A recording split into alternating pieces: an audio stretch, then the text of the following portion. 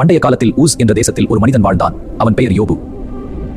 யோபு மிகவும் நல்ல மனிதன். அவர் கடவுளை பயந்து நடந்தவர். அவர் நேர்மையானவர், தீமையை தவிர்த்தவர். யோபுவுக்கு பெரிய குடும்பம் இருந்தது. அவருக்கு 7 மகன்களும் 3 மகள்களும் இருந்தார்கள்.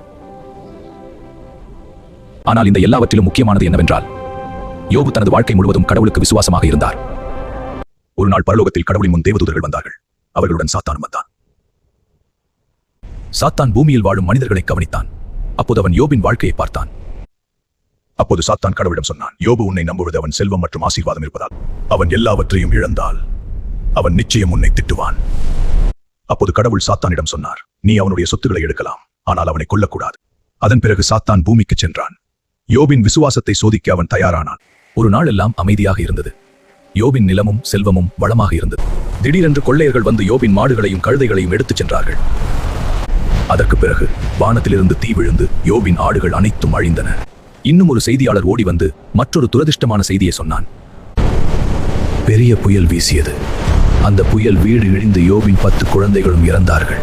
இந்த செய்திகளை கேட்டதும் யோபு மிகவும் துக்கத்தில் மூழ்கினார். ஆனால் அந்த நேரத்திலும் யோபு கடவுளை குற்றம் சொல்லவில்லை. எல்லாவற்றையும் இழந்த போதிலும் யோபு தனது விசுவாசத்தை இழக்கவில்லை. சில காலம் கழித்து சாத்தான் மீண்டும் கடவுளின் முன் வந்தான்.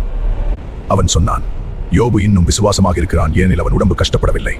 அவனுடைய உடம்பை தாக்கினால் அவன் கண்டிப்பாக உன்னை திட்டுவான். நீ அவனை துன்பப்படுத்தலாம், ஆனால் அவன் உயிரை எடுத்துக் கொள்ளக்கூடாது. அதற்கு பிறகு யோபுவுக்கு பெரிய தோல் நோய் வந்தது. அவருடைய உடல் முழுவதும் புண்களால் நிரம்பியது. யோபு மிகவும் வலியால் துன்பப்பட்டார். அவர் சாம்பலில் உட்கார்ந்து தன் புண்களை துடைத்தார். அவருடைய மனைவி வேதனையில் அவரிடம் சொன்னாள், இன்னும் நீ கடவுளை நம்புகிறியா? கடவுளை திட்டி இறந்து தேவனை தூஷித்து விட்டு மரணம் அடையும். ஆனால் யோபு அமைதியாக பதில் சொன்னார், நன்மையை கடவுளிடமிருந்து வாங்குகிறோம், அப்படியானால் தீமையையும் ஏன் ஏற்கக்கூடாது? இவ்வளவு துன்பங்களிலும் யோபு கடவுளை குற்றம் சொல்லவில்லை. யோபுவின் துன்பத்தை கேட்ட அவருடைய 3 நண்பர்கள் எலிஃபாஸ், பில்தாத், ஜோஃபார் அவரை பார்க்க வந்தார். யோபுவின் நிலையை பார்த்து மிகவும் அதிர்ச்சி அடைந்தார்கள்.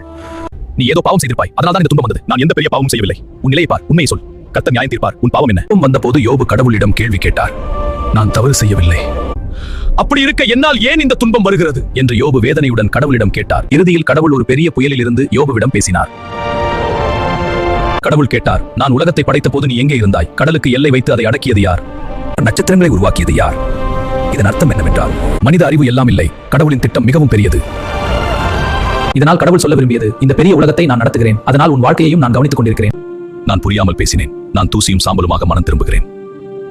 பிறகு கடவுள் யோபுவின் நண்பர்களை கண்டித்தார். அவர்கள் யோபை பற்றி தவறாக பேசினார்கள் என்று சொன்னார். கடவுள் அவர்களுக்காக யோபுவிடம் ஜெபிக்கச் சொன்னார். யோபு தனது நண்பர்களுக்காக உண்மையுடன் ஜெபித்தார். அதன் பிறகு கடவுள் யோபுவை மிகுந்த ஆசீர்வதித்தார். முன்பதை விட இரட்டிப்பு செல்வம் அவருக்கு கிடைத்தது. மீண்டும் அவருக்கு 7 மகன்களும் 3 மகள்களும் பிறந்தனர்.